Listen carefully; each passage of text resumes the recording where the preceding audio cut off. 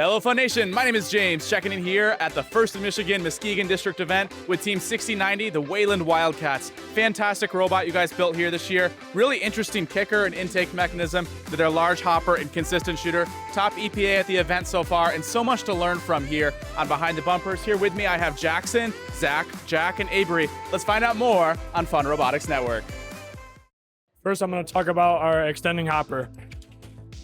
We deploy a kicker bar that goes right with it with no mechanics. It's just springs. We have these bars just to make sure it doesn't kick out in front of us.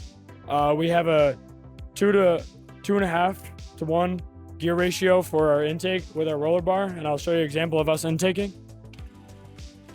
Pops right up, but also doesn't pop it too much where we have too much in here.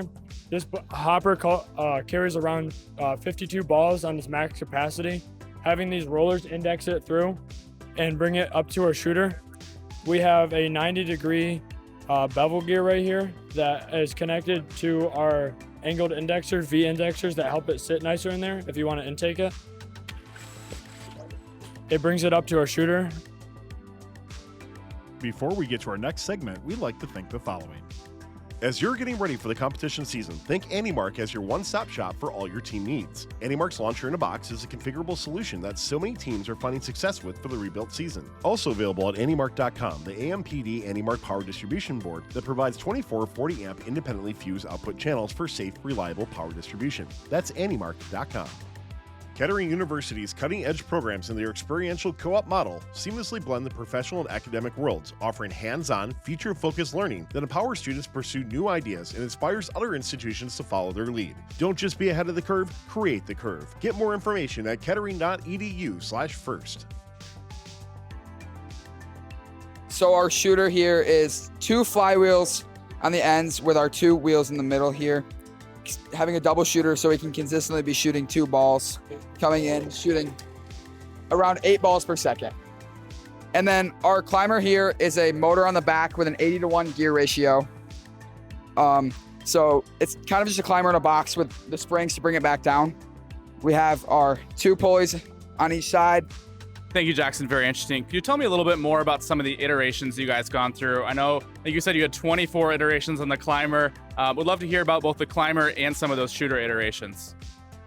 Yeah, so I would say roughly 24 just to be there. So right now we have our single hole with the LG from last year's game.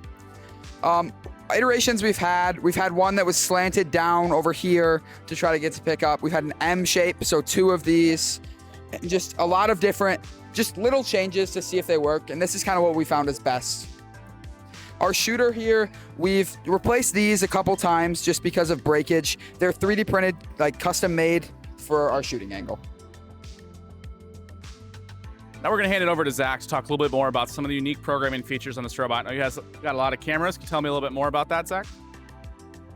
Yeah, so first I want to start down at this intake roller because our speed is dynamic based on how fast we're going. Because if we're going faster, we speed it up so we can get more balls, and then we don't have to worry about pushing them. We can get all of them. These bottom intake rollers and these side indexers are just set at a fixed velocity, but when we're shooting, our hopper goes in a variable amount depending on the current draw of this roller floor. That's essentially how we're sensing how many balls are in our robot. So we know that if it's lower current, hopper can come in more. If it's a high current, the hopper stays out. That's kind of how we're able to get all the balls through without having to resort to kind of the oscillation method that a lot of other teams are using. Our shooter is sped up dynamically based on our position on the field. If we're in the middle of the field, we can set it up and then it'll spin up to aim.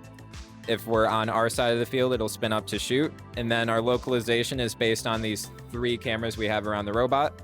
We have one off the side right here. We have another right off the back by our radio, and then another essentially mirrored one on this other side. With these cameras, it allows us to reset our localization constantly throughout the match, and we also vary it during our autonomous routines, where initially we don't accept any camera feedback because we know that we set up the robot right.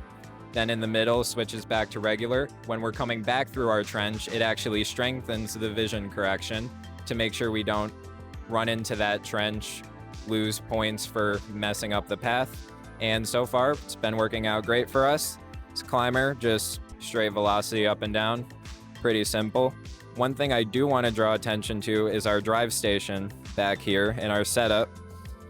We have our auto chooser standard, but we also have a little field 2D with our starting location for that auto, a green for the correct alliance, and then a shortened auto name, because even though I'm a coder and I know what comp depot side double midfield shoot close loop red means, a lot of the teammates don't. Just little quick thing, red depot loop, a lot easier for them to understand.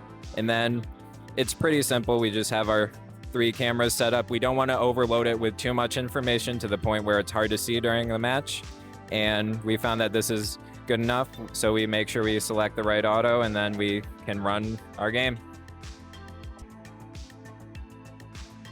And this is all possible because of our wonderful sponsors. You can see some of our highest ones on the side of the robot.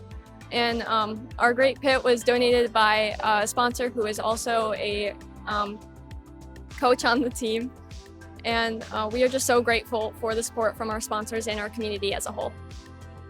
Wayland Wildcats, incredible robot. So much to learn here. Good luck the rest of your first competition here, as well as your future competitions here in First in Michigan.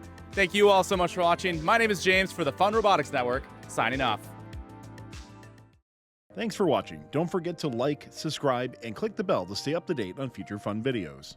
Kettering University's cutting-edge programs in their experiential co-op model seamlessly blend the professional and academic worlds, offering hands-on, feature-focused learning that empowers students to pursue new ideas and inspires other institutions to follow their lead. Don't just be ahead of the curve, create the curve. Get more information at kettering.edu/first. As you're getting ready for the competition season, think AnyMark as your one-stop shop for all your team needs. AnyMark's Launcher in a Box is a configurable solution that so many teams are finding success with for the rebuilt season. Also available at anymark.com, the AMPD AnyMark power distribution board that provides 24 40-amp independently fused output channels for safe, reliable power distribution. That's anymark.com.